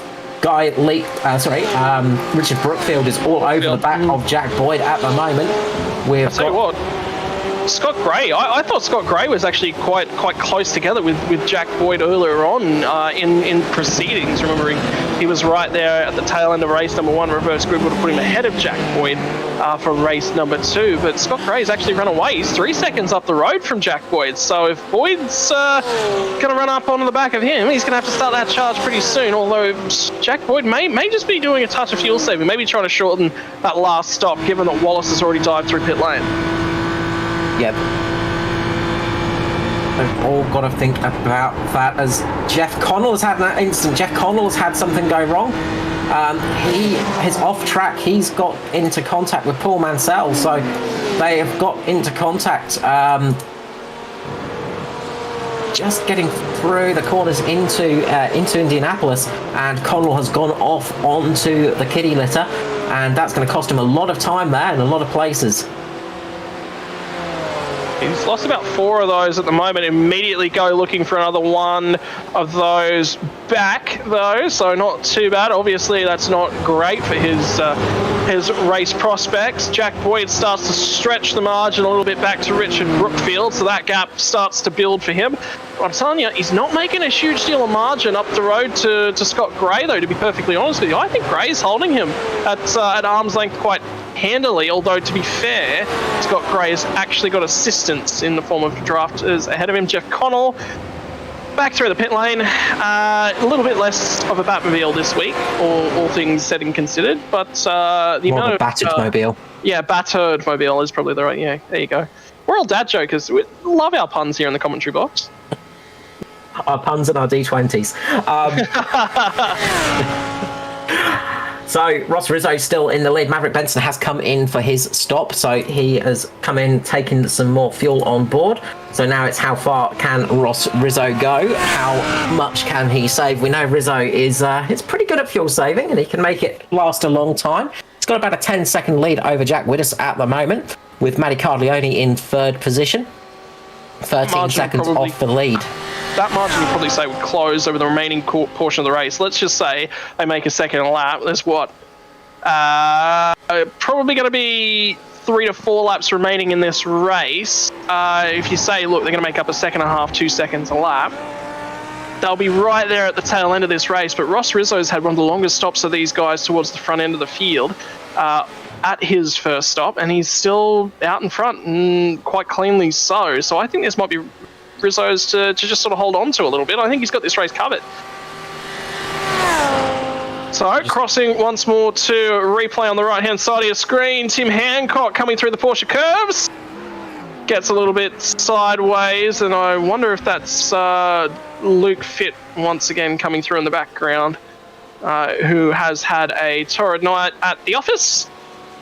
The Porsche curbs are, if you've never driven at this track, Porsche curbs are such a tricky set of corners, especially in these GT cars. I mean, when you're in an LMP car, or the Le Mans prototype car, it's a very different thing. You've got a lot of downforce, but in these GT cars, you really do struggle through those corners, and the left-right nature of it, the speeds going through there, it's very easy to get the car unbalanced and all of a sudden have the rear overtaking you and find a nasty accident happening. Well, Rizzo's just got to keep breathing nice and clean. The guys in the background that aren't breathing so easily. Matty Carleone round the outside on the run down to Indianapolis. Jack Whittis, Mitchell Bolton, sorry, my apologies, take a back seat and spectate that one because Carleone's putting his name on the highlights reel this week. Absolutely beautiful move there. That was timed to perfection, and we're just getting into that beautiful twilight stage now. The sun is setting here in the sort of central north, slightly northern part Southern of France. No, north. It's mid to north France. It's sort of it's not southern. I thought I prided myself on my European geography. Apparently not. So there you go. No, it's sort of in the middle of France, Le Mans. I'll stick to Dungeons and Dragons, Carl. Yeah, that's all right. Dustin Fletcher here having a moment. Let's see what happens here. Going through Mulsanne, loses the rear, has to line it up, get it round, manages to get it back going. Not a huge accident, but that will lose him a couple of spots and a little bit of momentum. What Carleone in pit lane! Cross back to Matty Carleone. Well, you had the onboard view of that one, and I dare say... Scotty Gray as well. Huge accident for Scotty Gray coming into pit lane, into Jordan Peter. So Scotty Gray into Jordan Peter, two of the Porsches getting into each other there. That was a huge accident. Well, at least it's on the run into pit lane, and I wonder if these guys weren't involved in something earlier. Oh, my word! Steps on a walk cross over the grass on the left-hand side into Peters, and that is going to box up nearly the entire pack that they're around. At least it's on the run into pit lane. There is not very far those damaged cars have to crawl at all. So, what did we say earlier about pit entry here at Le Mans? It is a risky one, and accidents can happen, and, well, we've been proven right. Forts, yeah, I'll take a load of fuel and a change of underwear if you've got it behind the pit box, says Matty Carleone. That one was, look, to be perfectly honest, Deadpool will be pointing at him and saying he wore the brown pants today. Very much so. So Brendan Levin's managed to get back. Levin's managed to get back up into fourth position despite that stop-go penalty. So that black flag costing him about 20 seconds in pit lane. So that was a huge penalty for him. And that's not going to help him out. Lachlan is up into third at the moment, so he's on the one stopper at the moment, so he's not coming for a second stop. Same as Brookfield and Rizzo. So those guys were all stationary in pit lane for around about 22 seconds. So they took the most fuel of about anyone. They may be looking to try and stretch this one out. There's only 9 minutes remaining, so about 2.5 laps. That is a long way to go here at Le Mans. It is a long old circuit. As we say, it's 13.5 kilometer circuit. It is a big place, and it's a place where if you run out of fuel at the wrong spot, you're going to be in trouble. And I'm just looking in the background of these guys at the tail end of the timing tower, the top left-hand corner of your screen. Jeff Boyd currently leads Jack Boyd. When was the last time you got to say that? I don't think we've ever said that so far. It is pit lane strategy, mind you. Jeff Boyd hasn't served his second of the stops, but hey, he's in front, and to be perfectly honest, if he's not reminding Jack that he was in front of him at any point throughout the race, I don't think he's doing service as a dad. That's it. You've got to teach those youngsters what to do. Those young whippersnappers, they need to learn their place sometimes. So doing a good job at the moment of just Speaking of the Boyd family, Jack Boyd on your screen at the point in time. He is looking out the front at Shane Wallace, couple seconds up the road. And that'll be those guys just up there in the background. He's got Fabian in the middle of them, is that Porsche that's just coming through. And, well, I tell you what, Adam Funslow says, yeah, look, whatever you can do, I can do better, buddy. I'm going with you. Yeah, we've got some good racing out there still. Just in the background there, you see Guy Leach and Joshua Fitt just side by side, and Guy Leach getting the position. There's still the action out on track. It is a long old track, but we are seeing the action thick and fast here tonight, which is what we love seeing. And great racing as always out on track. Ross Rizzo coming through the Porsche cars. Will he be popping into pit lane this time? Yes, he will. So this answers the question of can you make it on a one-stop strategy? And I think the answer is definitely a no. So Rizzo coming into pit lane, but he'll have to stop for a little bit less time. So he'll be able to be stationary in pit lane a little bit shorter. So he should be pretty good for this one. So I imagine we'll see Mitchell Bolton, Maddie Cardlier, Ross Rizzo, Richard Brookfield, Lachlan Capel, Brendan Levine, and Boyd and Benson coming into pit lane. Of course, Glenn Boyd and Maverick Benson coming into pit lane as well for their final stop. Benson served his final stop? I thought Benson had made his second stop. So I think Benson's going to be the marker for where these guys come back out. Oh, yes, so we just got to keep your eyes on that one. Yeah, Benson stopped on before lap 1, of course. So, yeah, sorry, my timing screen just says the 1 stop, but he has done 2, of course. So, yes, Benson is going to be the one to watch out for. Well, forget it. It is not even close by any stretch of the imagination. Ross Rizzo leads us back through the start of this next lap, and he has got a handy margin back to the next handy margin. You know what? We're in France. Maybe I'm speaking French. Maybe that's what it is. Maverick Benson's going to pick up P2, and Bolton is going to grab away P3. Keep your eyes on where Capel falls to in the order, though, because that was your M-Class leader. I'm not seeing any other yellow on the ticker at this point in time. He's at pit lane exit. He will take over, he will maintain lead of the AM class. And I think what he's done with the pit lane strategy might have been the right call there. Come in early and then run long in that middle sector, stay away from traffic as much as possible. That's what Wallace did as well. And look at how well that's worked for Shane Wallace. Were you saying just before, Scotty, whereabouts is Daniel Webster? He's been a bit inconspicuous tonight? I wasn't, but I am now. Well, he's in second in the AM class at the moment because, yeah, he's having a good run. And Timothy Harris is in 3rd position as well. So, again, those 3 doing a good job in the AM class. We've seen those 3 on the podium a number of times in the AM class. Jeff Connell has disconnected. So, Connell out of this race. I tell you what, that second accident, he wouldn't have had a fast repair left over either. So, that does not surprise me in the slightest. Hasn't been a clean season for the series defending champions, so unfortunate to see him go that way, but yeah, that doesn't surprise me in the least. Ultimately, at the end of the day, this is... A lot of people contest this. A lot of people say, oh, it's a simulator, it's not a game. Well, it still is a game, and because a lot of the reason that you're still here and you're hanging around is for fun. And if, to be perfectly honest, you show up at a racetrack and you've got a damaged car and you can take no further part, you're packing that car up and getting everything ready to go. You might watch the end of the race, you might support a few friends, but you'll be out of there as soon as possible so you can start the repair bill at home.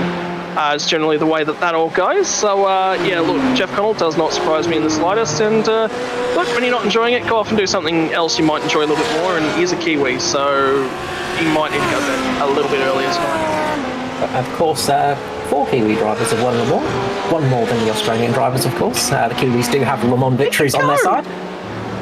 You are just the little fact man. I'll tell you what car with you. Bruce McLaren, Chris Amon. As Glenn Boyd goes around, Glenn Boyd has spun it. That is huge because that's going to give Shane Wallace the opportunity to catch up now. Whereabouts is Wallace? Will he be able to catch up? Glenn Boyd having to wait for cars to get past him. That has really hurt Glenn Boyd. Just going through the chicanes down Mulsanne, and that's... sorry, is that Mulsanne? Whereabouts are we? I'm a little bit lost on track at the moment. Yes. I'm a little bit lost as well because Glenn Boyd's nowhere near Wallace. So yeah, Glenn Boyd having a big spin there. Sorry. Great dodge for the cars that were all around him as well. It's a single spin, and that's the way we like to see it here as Aus Pro-Am Sim Series and FGM E-Cars. He's not impacting or impeding any other car at all in that, and that is a really safe rejoin and great driver behaviour. Look, you've had the incident.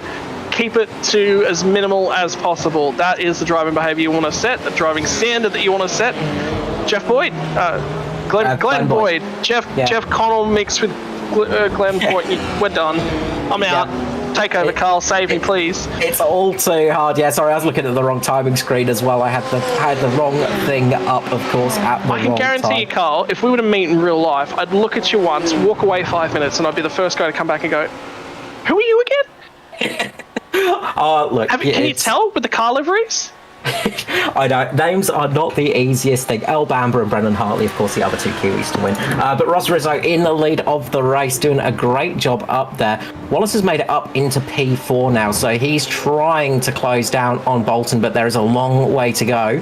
There's about 6 seconds between those two drivers.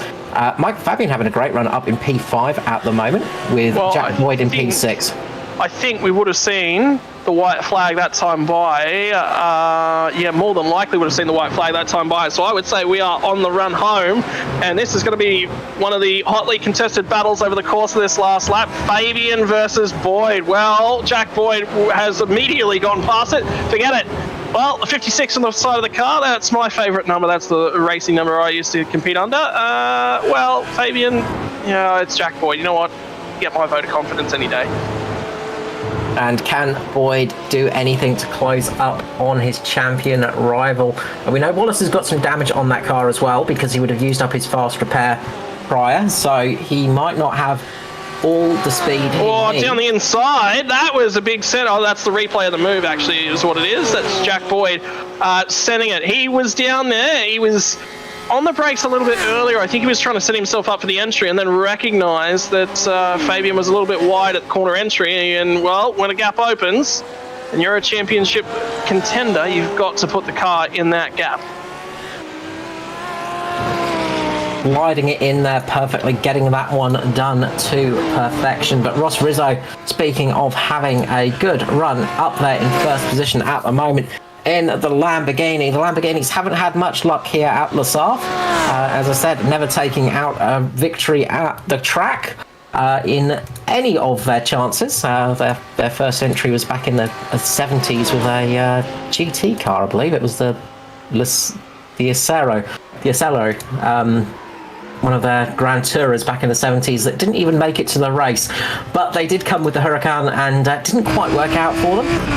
But they will be back with the hypercar at some stage, so in the future we may see a Lamborghini trying for outright victory. But tonight, you've got to say the Lamborghinis have been strong once again. We've got Ross Rizzo over Maverick Benson, both Lamborghinis 1-2. Mitchell Bolton with the Porsche in third, Shane Wallace in fourth, another Lamborghini, and fifth we have Michael Fabian, another Porsche. So again, Ferrari's struggling a bit. Jack Boyd in fifth in the BMW, and Michael Fabian in sixth. I keep looking at the wrong screen. Too many timing screens up, that's the trouble. The French, they have a lot of ways to describe things. They like to use the words liberally. Well, Ross Rizzo will certainly have a lot of romantic... that's where I was going with it. French. The language of love. The language of love coming from Ross Rizzo's mouth will be the order of the evening. Couple corners to go before he will clock up what has been a phenomenal victory, and indeed wins in race 2 weeks in a row. We'll see next week if he can make it 3 in a row as well. Lachlan Capel is going to lead the AM class home, and this has been a while coming for him, and I am so proud to see this youngster do it. He takes over race control duties within other series. He's an up-and-comer within the amateur class world of Australian sim racing on iRacing. And I tell you what, a well-deserved guy as well. So really good to see for Lachlan Capel. But Ross Rizzo is about to accept line honours. 2 corners to go. He'll bank it to the left here. Bang it over a couple curbs. Ross Rizzo, champion in the feature race from LeMan for the Aus Pro-Am Sim Series season number 4 by an absolute country mile. 13 seconds back it will be as Maverick Benson now crosses your line. Camera on the right goes over to Lachlan Capel. So there it is. Maverick Benson accepts P number 2. And I tell you what, What a finish in P number 3 for Mitchell Bolton. He's going to grab that one, and the celebrations, they will go on all night long. Shane Wallace will be P4, Jack Boyd P5, so Wallace will pick up a few more points over Jack Boyd in the championship fight. A great scrap by those guys all night long as well, fighting their way back through traffic. And Lachlan Capel, that will be a popular victory within the Aus Pro-Am Sim Series family. He is an absolute popular member of the league. Everyone that's met him loves him, and Matty Cardleone's taking him under his wing, and you can see that it is massively paying off, Carl. Daniel Webster second in the AM, and Sam Lehman managed to get P3 for amateur, just taking it over Timothy Harris in the end. So Sam Lehman managing to get on the podium for the AM class. I'll tell you what, have you seen that meme where the third place guy celebrates so much harder than the first two? That'll be Sam Lehman tonight. He was doing a bit of the old wiggle as he crossed the line. I could tell he was a bit happy about that one. So definitely pretty happy out there, and a lot of excited drivers, I am sure. Race though, it had its ups and downs. It draft battling 3 wide on the run down to Indianapolis, I think 3 or 4 times tonight. Drivers losing the rear end of those cars a few times. The second of the SARS, she's not the easy beast to tame. You run here with next to no downforce. A lot of cars receiving slowdown penalties, including probably what was the most decisive one of the night on lap 1 of the night.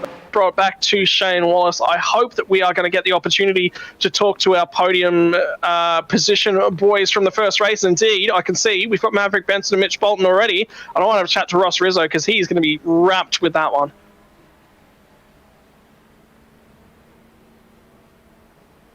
Righto, we're going to get things underway with Mitchell Bolton starting things off from P3, mate. 40 minutes around LeMan Circuit de la Sarthe in the Aus Pro-Am Sim Series. There was a little bit of chaos happening in the rear view mirror, but you were ahead of it, luckily. Yeah, no, I was just happy to stay out of all the commotion. I was in a bit of trouble there at one point myself, but I was able to save some fuel behind my teammate, and yeah, it's good to finally get on the box. It is such a difficult class, the pro standings. There's so many big names, so many heavy hitters in terms of Australian GT3 racing, and you've managed to grab yourself a podium at the end of the night. You would look back at the season that was, with only a couple of weeks left here to go, and this will probably be one of the standout performances, won't it? Yeah, I come from the V8 series before this, but I think the guys in here are definitely a lot faster, so it's taken a while to get my head around the ABS and everything else that comes with the GT car, but yeah, finally got one, so happy with the result. Cheers. Any shout outs to any of the sponsors or any thank yous that you'd like to pass on whilst you got the chance? I just thank my teammate for helping me save all the fuel that I saved, so cheers, mate. Thanks, Jack.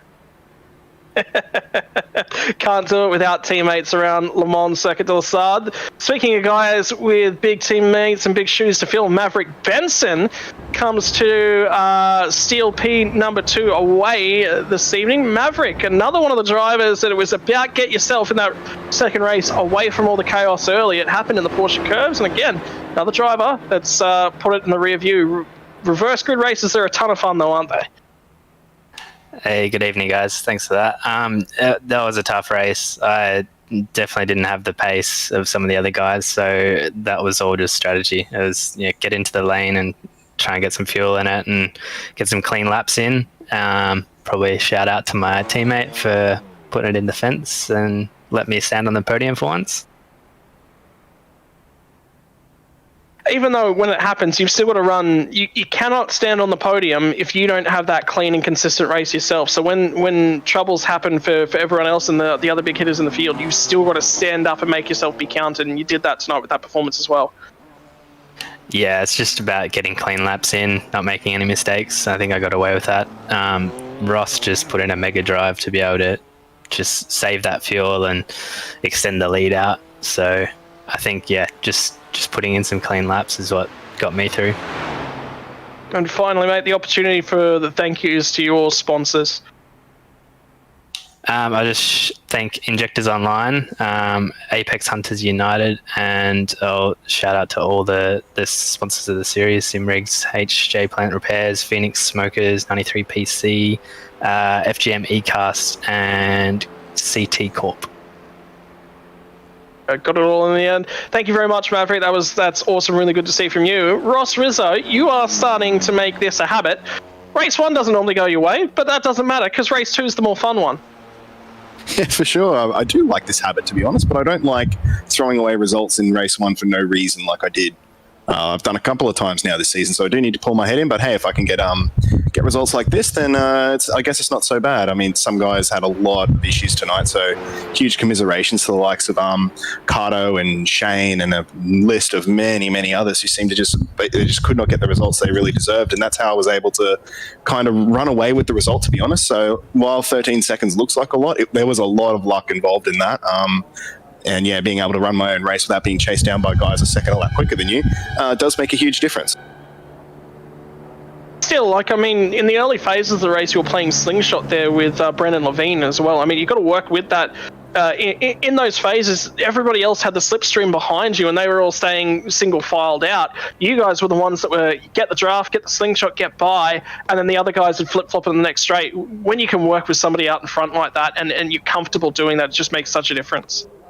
And to be fair, even that didn't quite go to plan because he was sending it quite far back, and I was having to yield from quite a fair way in front. I was hoping for some good old, the tandem drafting because we had that breakaway, so it was almost our race to lose at that point. But and I was trying not to race, but there were points where I got runs on him. I had to go for it, and he would still put up a fight. There are ways to. I'm not at all, trying to. I understand. I completely agree with you. You've got to fight, obviously, at the end of the day, but you need to work together to build that run and build that buffer first and foremost. Yeah, we're fighting at the wrong point of the race, and there was there's a way to go about this race. And once I got into tow with Maverick and even Paul in the first race, that was how it the race result kind of happened. So I was very nervous battling Brandon, and initially with Mav because he had some good pace, but then I worked out what he was doing, so then it was all okay from there. Still, mate, well, where are we off to next week? I tell you what, you want to make this a habit to see you, same time, same place next week? I'm not doing very much. I guess I'm interviewing you next Tuesday night, I guess is the course of things. Oh, probably back to normal proceedings with the usual trouble. But I will say I love Zandvoort, but it will be kind of ironic that I have good results at tracks that I typically don't do well at Oran Park and LeMan, to only throw one away the track that I like at Zandvoort. So that's probably how my season's going to go. So hopefully I will chat to you next race, but otherwise I'm really looking forward to next week. Honestly, mate, you've got the opportunity. Really good race from you here tonight. So thank for the people that make it possible, I suppose. I'll start with the series sponsors. I've got the list this time. I've been learning. He's practicing. I mean, when you make it a habit, you got to practice, don't you? Well, it's important to make sure that HJ Plant Repairs, simrigs.com, Phoenix, Computer Technology Corporation, and 93PC all get a mention for running this great series because obviously wouldn't be the success it is without them. So thank you so much, guys. It's important that I try to remember the list because my personal list is much shorter. Thanks very much to Trick Esports, Trick Custom Fabrications, and Pro Sim Gear, and of course to you guys at FGM Ucast for the broadcasts. Well, it was a phenomenal night. Carl, do you reckon you could just pop up and see if Lachlan Capel and Sam Lehman are available? Because I would really like to revel in Sam Lehman's enjoyment of a P3 in the AM class. Carl's gone to see what he can work up for us, boys. Thank you kindly. It was an awesome show up front. It was really good to see you guys working together throughout the fuel strategies throughout the evening. Stu, it was actually a cracker. And that shot right there that's on screen right now, it is such an iconic shot when you come to Le Mans Circuit de la Sarthe. Underneath the Dunlop Bridge going into sunset is one of the best shots in the world of motor racing. Well, talking about the best shots in the world of motor racing, time to interview Sam Lehman for P3 and M class, buddy.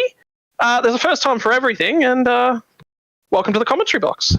That's exciting. It's been a while since I've been in here on merit. I hope next time that you come in here, it's not because your car was riding on top of John Merritt's as well.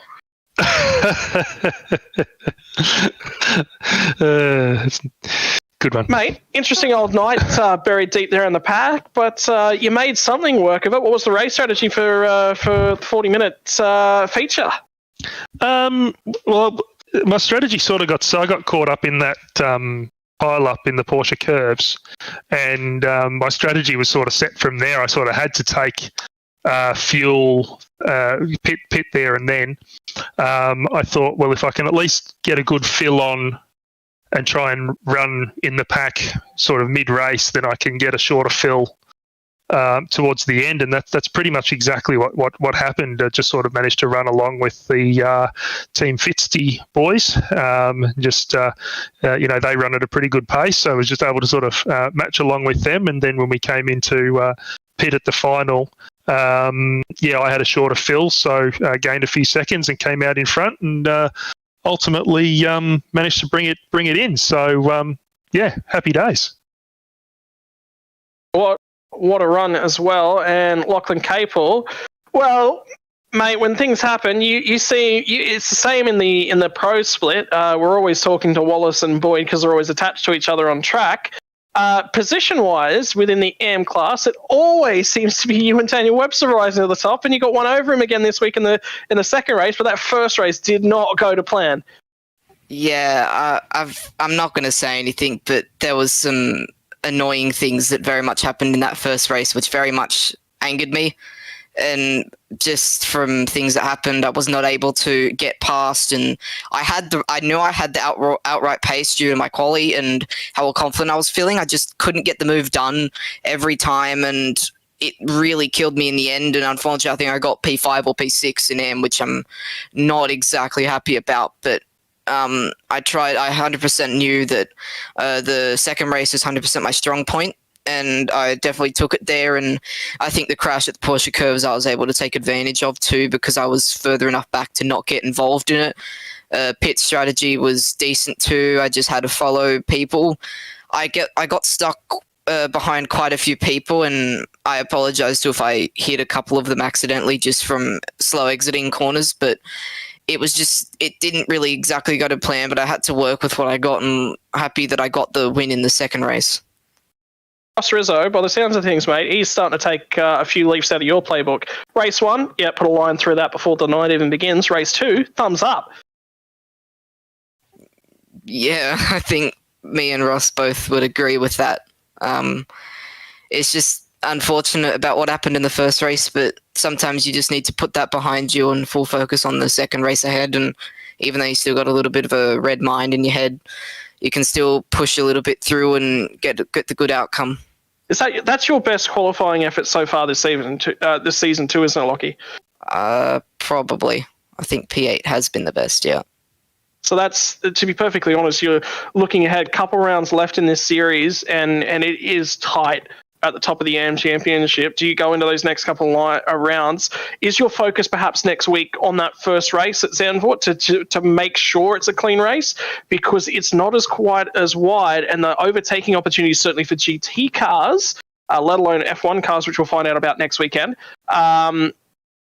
It's not going to be an easy one to get around there side by side in a lot of places. No, it's very much not. And I did a couple of practice laps a couple of weeks ago just to test what sets we were going to use, and I'm quite confident in that track. I feel very confident in what I'm doing, and with a good bit of practice, I'll be able to squeeze out a really good time. And if I can just put myself ahead of Webster as much as I can, but props to him, he's such a great driver, and it's very difficult to beat him every single week, especially with how good he drives. And I definitely had the pace on him tonight, but I think he might have had damage or something. But the Porsche is extremely quick in those straights, and it was just about trying to extract the speed out of the corners to get ahead of him before he would catch back up to me. But yeah, this is looking to be a very close race to the P1. To be honest, I'm happy, even if I don't beat him, I'm happy getting the podium on the AM class leaderboard, because I've always wanted to finish something and earn money and say that I've accomplished something well, and I'll be happy with getting P3 or P2, but P1 will just be the icing on top of the cake. Righto, well, eyes go forward to next week. Sam, start with you. Opportunity for you to thank the sponsors. I think they're up there on the screen, aren't they? I can't see them, but obviously, off the top of my head, big thanks to CTC, Computer Technology Corporation, for coming on board this season. It's been wonderful having a sponsor like them on, and just so good. Obviously, Sim Rigs. If you need anything for your sim, hit up Derek and the boys at simrigs.com. They're awesome. I run one of their Magic wheels myself, and it is awesome. HJ Plant Repairs and Phoenix Smokers, and finally 93 PC. And I'm going to chuck a Chuka Toyota in there as well. And a lucky opportunity for you to thank the sponsors as well, brother. Yeah, I'd like to thank 93PC, Sam's company, for being just really good at what they do. Phoenix Smokers and Simrigs for the Audis being great at both ideas of the spectrum and giving someone some food and some stuff to make while we're in lockdown and we got nowhere else to go. And HJ Plant Repairs and obviously my dad's company, CTC. So that's phenomenal to see a personal sponsor on board from you there, Lockie, as well. Well, ladies and gentlemen, that about concludes things here from the Mons Circuit de la Salle. We've had phenomenal racing. We've had crashes in the Porsche curves. We have had picturesque lighting going down through the Dunlop curves down to turn one. Carl, that was an absolute cracker. And AUSPASS never fails to deliver on a Tuesday night. I think... regardless of whether I was in the commentary box or not, I think this is exactly where the broadcasts are tuned, I think, on a Tuesday night. Oh, it's like fantastic. And with that background of the beautiful French countryside at Le Mans, you can't help but love it. It is just the perfect place. It's the perfect place for a GT car as well. They just suit this track so much. And it's going to be fun. Broadcast without mentioning the KFC on the backstretch. How did that happen? We just about managed it. We just got there. But, of course, looking forward for Sandport next time. But that is going to be exciting. Of course, somewhere a very different track, very different style of racetrack there. And that's going to be a very different challenge for all of these drivers. Well, I think that's about it, fellas. I'm going to head to the drive-thru on my way out of the circuit and up the road to Circuit Park Zandvoort. We'll see you there next Tuesday night for the next installment of Aus Pro-Am Sim Series. 2 rounds remain. The championships are tighter than ever. Wallace has just about ground Jack Boyd out of the race for the Pro Series Championship, whilst the racing heats up even tighter between Lachlan Capel, Daniel Webster, and the challengers heading into the final 2 rounds. That's Circuit Park Zandvoort for a 20-minute and 40-minute race next Tuesday night. Following that, we have next week on Tuesday night, Hockenheim Ring. That is it. That's all that's left in Season 4 of Aus Pro-Am Sim Series. Stuart, what's left for the week from FGM eCast? Yeah, absolutely. We're back tomorrow night from 7:45 with Anscar, and we've got the Anscar Thunder Series. We're heading to Richmond, 112 laps of the Richmond circuit, a prelude of sorts before we head back to Richmond for the second race of the chase on Thursday night, live from 8 p.m. on FGM eCast. So plenty to come here for the balance of your week. What a great night it was tonight. So thank you to everyone who's tuned in.